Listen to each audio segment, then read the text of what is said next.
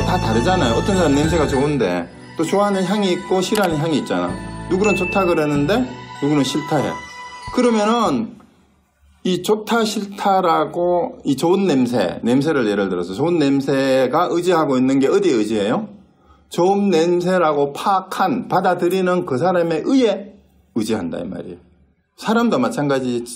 저 인간 나쁜 XX야 했을 때 나쁜 XX가 의지하는 것도 나쁜 XX라고 규정한 그 사람의 의근에 의지하는 거고, 저 사람 참 좋은 사람이야. 좋은 사람이 의지하고 있는 것도 의지예요. 그 좋은 사람이다라고 인식한 그 사람의 의근에 의지하는 거예요. 그러니까 그 경계가 객관적으로 따로 있는 게 아니라 서로 의근에 의해서 파악된 것일 뿐이다라는 얘기가 됩니다. 그래서 저 사람이 좋은 사람인지 나쁜 사람인지 어떻게 알아요? 객관적으로 좋은 사람이 있습니까? 없습니까? 없어요. 도둑놈이 있어요? 없어요? 없어요. 그러면 도둑놈은 언제 도둑이에요? 도둑질을 할 때 도둑놈이 될 뿐, 그 사람이 원래 도둑은 아니에요. 그럼 우리가 그 말을 하긴 하잖아. 그 사람이 원래 나쁜 사람은 아니야. 그렇지만 또 그 사람이 원래 좋은 사람도 아니에요. 그래서 그거를 할 때, 나쁜 짓을 할 때 나쁜 놈이 되는 거고, 좋은 짓을 할 때 좋은 사람이 되는 거예요. 그게 전부 다 의근에 의지하는 것일 뿐이고, 그렇게 파악된 것이 법이다라는 얘기입니다. 자, 그래서 여기서 이제 중요한 게, 그럼 육근하고 육경, 육내입처하고 육외입처를 정확하게 구분을 할 수 있어야 안 헷갈려요. 나중에 이제 불교 책을 보더라도 우리가 흔히 육근 이러면은 안입이 설신이라고 적어 놓으니까 우리 신체의 기관일 줄 아는데 organ 아니에요. 육근은 안입이 설신이라고 눈, 귀, 코, 혀, 몸 뭐 이렇게 얘기를 하지만 이게 육체의 기관이 아닙니다. 뭐냐 하면은 그 기관은 인식기관의 작용을 육근이라고 해요. 인식기관의 활동, 펑션. 그것이 육근입니다. 그러니까 눈 자체가 육근의 하나가 아니에요. 그러니까 안근이라고 했을 때는 눈을 지칭하는 게 아닙니다. 그것의 활동, 인식, 작용이에요. 그러니까 생명현상이라고 이제 이름을 붙인 것은 죽으면 어떻게 돼요? 죽으면? 물리적으로는 눈, 귀, 코라는 기관이 붙어 있잖아요. 그렇지만 이 작동을 합니까? 안 합니까? 작동을 못하죠. 그게 생명이 아니에요. 생명 현상이 아닌데 생명 현상을 살아있는 것으로서 활동하고 작용하는 것이 육근이에요. 자, 요거 분명히 이해를 하셔야 됩니다. 이제 눈, 귀를 얘기하는 게 아니다. 그 다음에 육경은 뭐예요?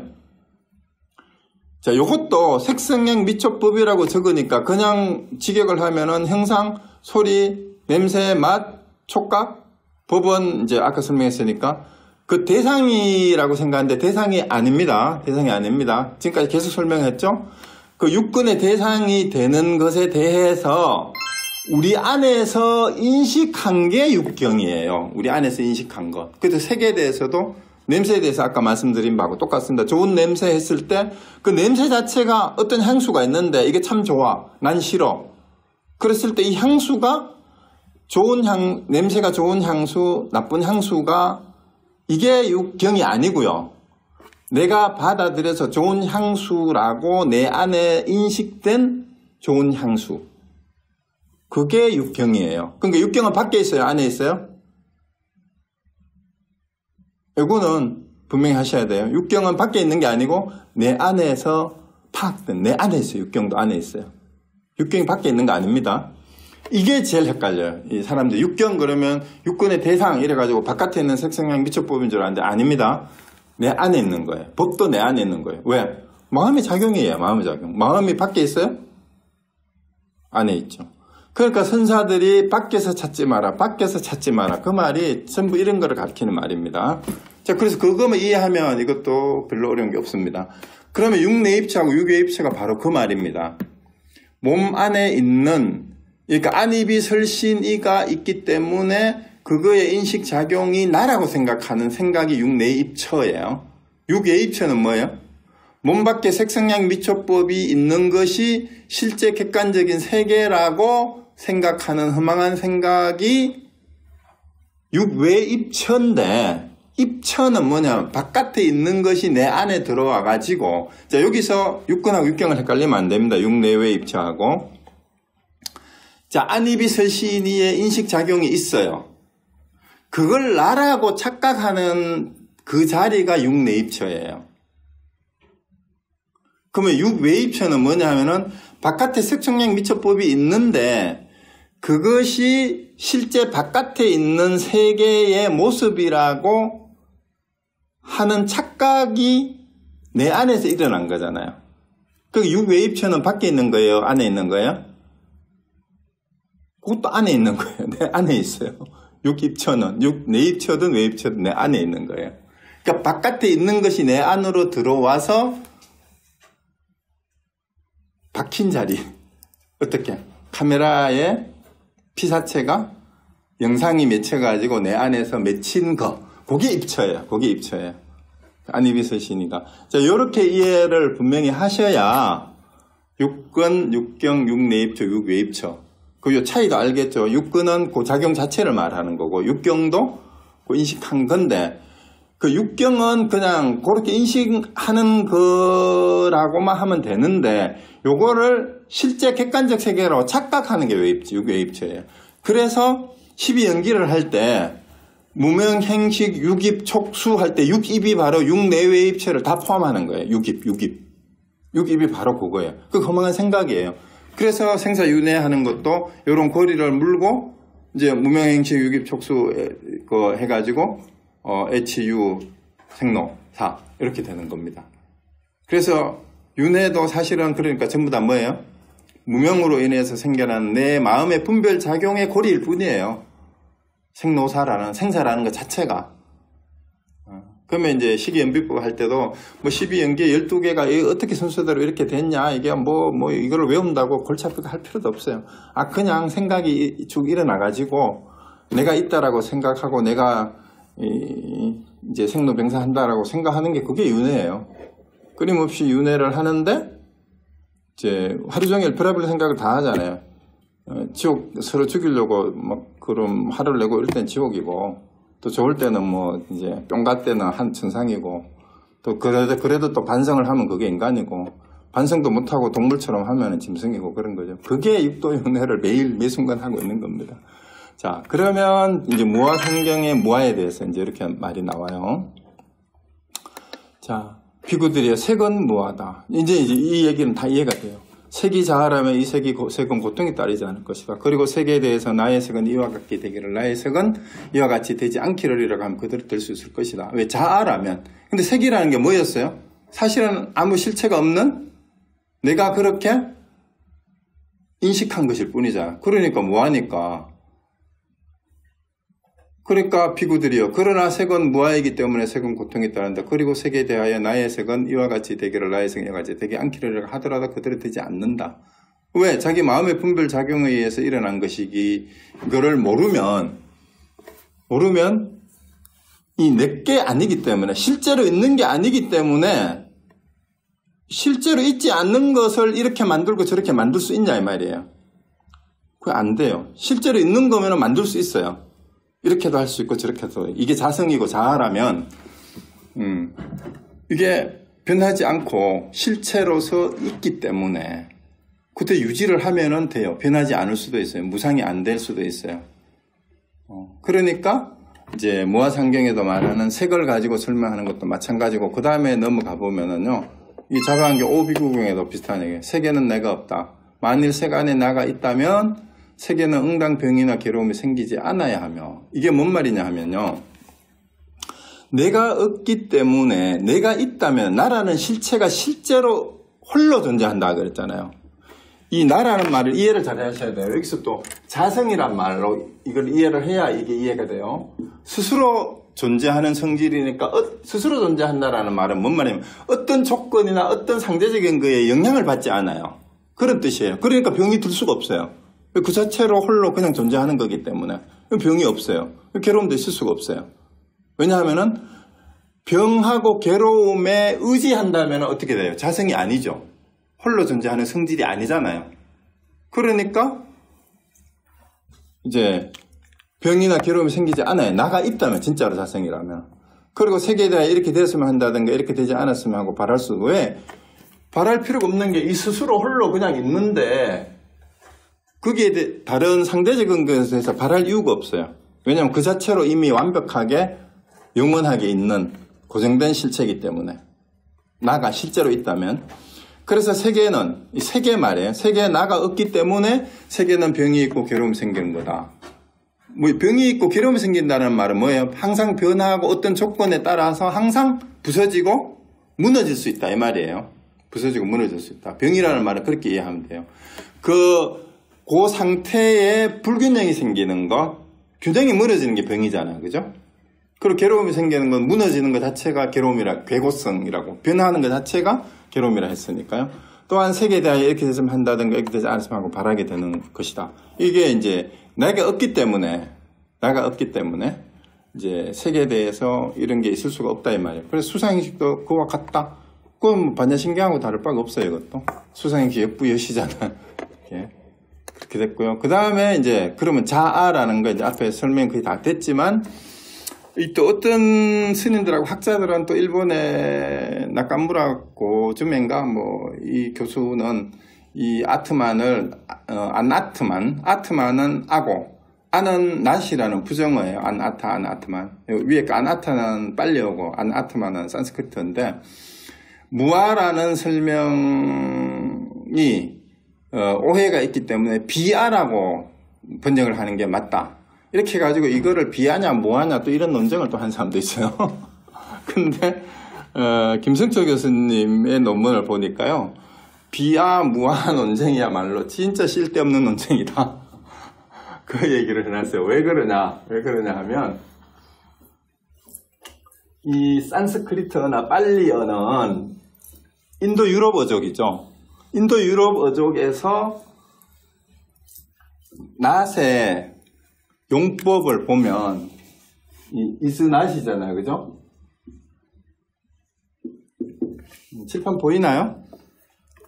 자, 여기에서 이제 there is not a boy, 자, 이런 문장이 있고, 그 다음에 he is not a boy. 자, 위에 건 어떻게 해야 되죠? 해석을?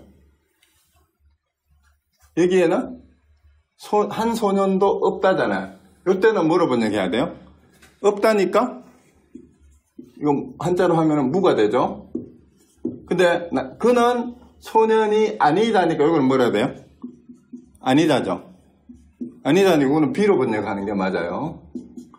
그러면 이게 뭔 말이냐 하면, 김성철 교수의 주장은 이 인도 유럽 어종의 이 부정어 나한테 해당되는 빨리어의 어나 산스크리트의 어는 요 뜻이기 때문에 문맥에 따라서 무로 번역될 때도 있고 비로 번역될 때도 있는 것이지, 무아가 옳다는 둥 비아가 옳다는 둥 싸우는 거는 이거를 두고 여기가 왜 무아냐 비아라고 주장하면 이거 어떻게 돼요? 우리말로 법에서. 이거 웃긴 주장이죠. 그래, 이거를 무아로 통일해야 된다, 비아로 통일해야 된다, 이런 주장 자체가 밥 먹고 할 일 없는 쓸데없는 논쟁이라는 거예요. 그런 얘기는 별로 도움이 되지 않으니까, 문맥에 따라서 번역을 아니다로 번역해야 될 때도 있고 없다라고 번역을 해야 될 때도 있으니까, 그거는 그때그때 행편에 따라서 하면 되고, 제법 무아를 번역할 때는 그 문맥에서 나가 아니다, 없다, 두 개가 다 번역이 돼요. 경전에서. 여기 밑에 잠깐만, 임무아, 오온 중에 아가 없음을 보는 것. 그 오온 중에는 무아야. 이렇게 번역도 되지만, 우리가 나라고 생각하는 것은 나가 아니다 하면 이때는 비아잖아요. 그렇죠? 그러니까 무아로 번역할 때도 있고 비아로 번역해야 될 때도 있어요. 그러니까 문맥에 따라 번역하는 것이, 뜻은 결국은 뭐예요? 오온이나 어떤 법에 내가 있다, 내 것이다, 나다 라고 하는 것은 없다 이 말이에요. 결론은. 그래서 법무하는 대상에 대해서도 이제 임무아라는 말은 우리 인간의 나에게 그 실체라고 할 것이 없다라는, 나를 구성하고 있는 것이 뭐예요? 안이비설신이라기보다, 안이비설신도 마찬가지지만 오온이든 우리를 구성하는 걸 오온으로 보면 오온이 나를 구성하고 있다라고 해도 되고, 우리를 구성하는 걸 또 다르게 보면은 육군, 육경, 육식을 합쳐서 18개가 나를 구성한다라고 봐도 되잖아요. 그럼 18개도 법이고 12처도 법이에요. 오온도 법이고 이게 다 법이에요. 그래서 그런 것들이 내가 아니다. 그리고 일체 모든 법도 모든 대상이라고 인식한 모든 대상도 독립자존한의 실체가 없다. 여기에도 대상도 바깥에 있는 대상이 아니라 모든 대상으로 인식한 것도 독립자존의 실체가 전혀 없어요. 그게 법무아입니다. 그래서 무아 비아 이것도 논쟁을 할 필요가 전혀 없고요. 그다음 무자성이라고 하는 것은 그냥 요거의 의미를 더 분명하게 하기 위해서 스스로 존재하는 성질은 없다라는 게 무아의 의미다라고 이해하시면 됩니다. 그다음에 이제 그 대승불교권에서는 일체 계고를 빼고 일반 적정이라고 하는 이유는 이 재행무상의 무상의 의미가 무상이 괴로움이다라고 다른 경전에서 얘기를 계속 하고 있어요. 그럼 재행무상의 일체계고의 의미가 재행계고의 의미가 포함됐다고 보는 거예요. 그래서 일체계고를 굳이 얘기를 하지 않더라도 무상이 고다라는 얘기는 행고성이라는 의미만 이해를 하게 되면은, 재행의 의미만 이해를 하게 되면은 그 괴로움이라는 걸 알기 때문에 굳이 다시 재행계고를 한 번 더 설명할 필요가 없기 때문에 그거 빼고 재행무상하고 재범무아를 넣고 일반 적정을 넣어서 3법원으로 해도 된다. 그래서 일반 적정을 3법원으로 이제 넣는데, 이거는 후기로 오면서 이제 일반 적정을 강조하는 내용이 들어왔어요. 이거 이유 왜 이걸 강조하느냐? 사성제에서도 봤듯이 그 부처님의 가르침의 목표를 분명하게 얘기를 하기 위해서 일반 적정을 강조한 것뿐이에요. 그러면은 그 무상이고 곤데 또 무한데 그럼 뭐 어쩌라고 이 말이에요. 그래서 그런 것들이 다 사라진, 그것이 극복된 상태도 있다 이 말이에요. 그것이 열반이다라는 걸 강조하기 위해서 이게 진짜로 법인이 아니냐. 우리 불교의 궁극적 목적이 뭐예요? 해탈과 열반을 획득하는 거잖아요. 그래서 이게 오히려 삼법인의 마지막으로 들어가야 된다라고 이제 주장하면서 이걸 법인으로 넣어야 된다. 그러니까 법의 도장, 진리의 인장이라는 뜻이잖아요. 그렇게 이제 얘기가 된 거예요. 그래서 일반은 고요하다라고 얘기하는데 모든 본뇌를 없애고 몸과 마음이 고요하고 편안한 상태인데, 일반은 우리가 다 알듯이 완전히 불어서 꺼진 상태. 뭐가? 일체 번뇌, 망상, 욕망 이런 것이 다 사라진, 그 탐욕에 사라짐, 분노에 사라짐, 어리석음에 사라짐, 탐진치에 사라짐이죠. 이것을 이름하여 열반이라 한다.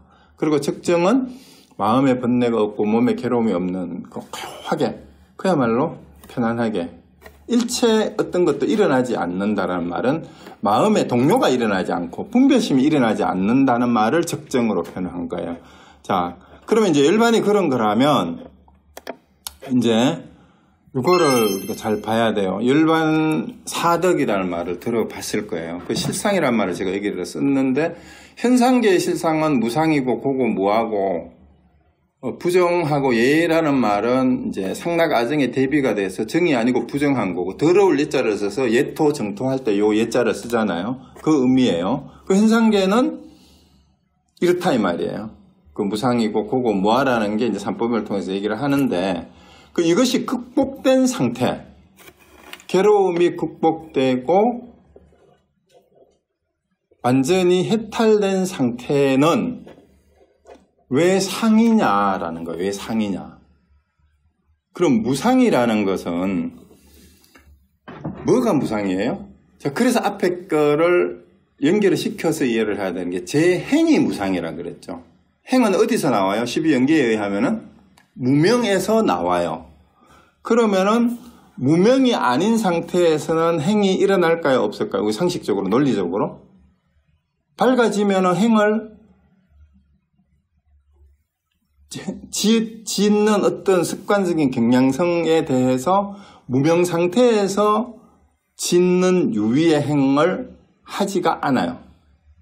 그게 이제 나중에 무루법, 유루법하고 이제 같이 설명을 해야 사실 정확한데, 그렇기 때문에 여기에서 말하는, 열반에서 말하는 상이라는 것은 왜 영원하다라고 얘기를 하느냐 하면은요, 번뇌 망상이, 괴로움이 다 소멸된 상태이기 때문에 늘 그러한 상태를 지칭하는 게 상이에요. 그러니까 열반은 그래서 영원한 거예요. 무상이 아니라 상이에요. 그냥 상. 그리고 락도 괴로움의 상대적인 고락이 반반이고 불고불락이라고 말할 때 그 락이 아니라 일체 번뇌 망상과 괴로움이 소멸된 상태를 락이라고 할 뿐이에요. 락이라고 할 뿐이에요. 그리고 열반의 상태는 이제 뭐를 열반이라고 그랬죠? 부처님이 사성제 할 때 나는 더 이상 태어남이 없다 라고 말했을 때 더 이상의 불생불멸의 상태를 상이라고 표현한 것일 뿐이에요. 그러니까 불생불멸이기 때문에 상이로 표현된 게 그게 열반이죠. 그리고 락도 일체 번뇌와 괴로움이 사라진 상태를 락으로 표현한 것 뿐이에요. 그럼 무아는 그럼 똑같이 마찬가지죠. 일체 행언, 법은 고정된 실체가 없는데 열반에는 상대적인 어떤 조건 지어진 것이 다 소멸돼 버린 상태예요. 상대적으로 일어나는 것이 없어진 상태니까 그냥 스스로 존재하는 것만 있는 거예요. 그게 아예요. 자성만 있는 거예요. 스스로 존재하는 것만 있는 상태. 그리고 거기에는 어디에도 물듦이 없어요. 어떻게 물듦이 없느냐? 반야신경에서 말하듯이 불구부정의 정이에요. 그러니까 상락아정이라고 표현하는 건데 우리가 살고 있는 현상계는 끊임없이 변화하면서 드러나는 괴로움과 이 변화의 연속인데 사실은 거기에는 고정된 게 아무것도 없어요. 그리고 더럽다라고 얘기한 것은 늘 변화하는 것이기 때문에 깨끗한 게 없고 늘 그 때가 묻는다는 얘기는 번뇌 망상의 때예요. 분별심의 때예요. 이런 것들이 끊임없이 묻어 있어요. 그게 우리의 삶의 현 주소예요. 이게 실존의 모습이에요. 그래서 제가 제일 처음에 삼법인을 이게 삼법인은 존재의 참모습인가 허상을 밝히는 것인가? 그럼 어느 쪽일 것 같아요? 존재의 참모습이라면 영원한 진리의 모습이어야 돼요. 근데 삼법인이 가르치는 거는 현상계의 허상을 폭로하는 거예요. 그렇죠? 그렇기 때문에 존재의 참모습이라고 해설을 하면 오해의 소지가 있어요. 우리가 나라고 생각하고 실제로 있다고 생각하는 세계가 사실은 가짜다라는 것을 가르치는 게 삼법인이에요.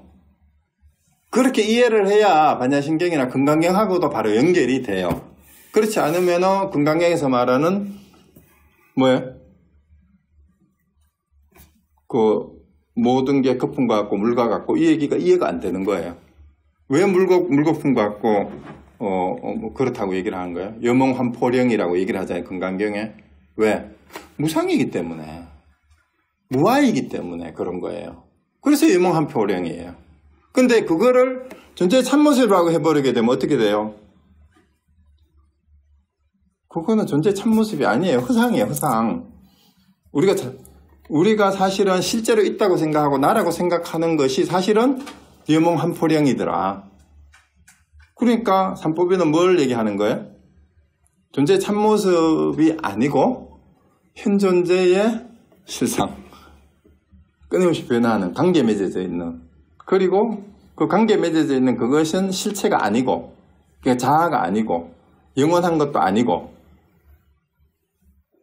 상락아정이 아니다 이 말이에요. 상락아정이 아니라는 허상을 밝히는 교리가 삼법인이다. 이렇게 규정을 해야 되지 않을까 하는 게 제 생각이에요. 그래서 앞으로 삼법인을 존재의 참모습이다 이렇게 설명하는 것은 굉장히 오해의 소지가 있으니까 우리가 실제 한다라고 생각하는 세상이나 또 나라고 생각하는 것들이 사실은 전부 다 꿈과 같고 헛개비 같고 거품과 같은 것이라는 것을 알려주는 교리다. 이렇게 설명을 해야 제대로 된 이해가 되지 않는가라는 게 제 생각입니다. 그래서 오늘 삼법인에 대해서 우리가 누구나 다 알고 있다고 생각하고 재형무상 재본모와 이 이름은 다 알지만 사실은 다 아는 것 같은데 누구도 알기 힘든 삼법인의 내용, 이게 오늘 제가 말씀드리고 싶었는 건데, 근데 실제로 알고 보니까 너무 이해하기가 쉽더라. 뭐만 제대로 이해하면 행과 법이 뭘 얘기하는 건지를 이해하게 되면은 무상과 무아라는 것은 저절로 이해가 되는 거다. 그 말씀 드리고 오늘 마치겠습니다.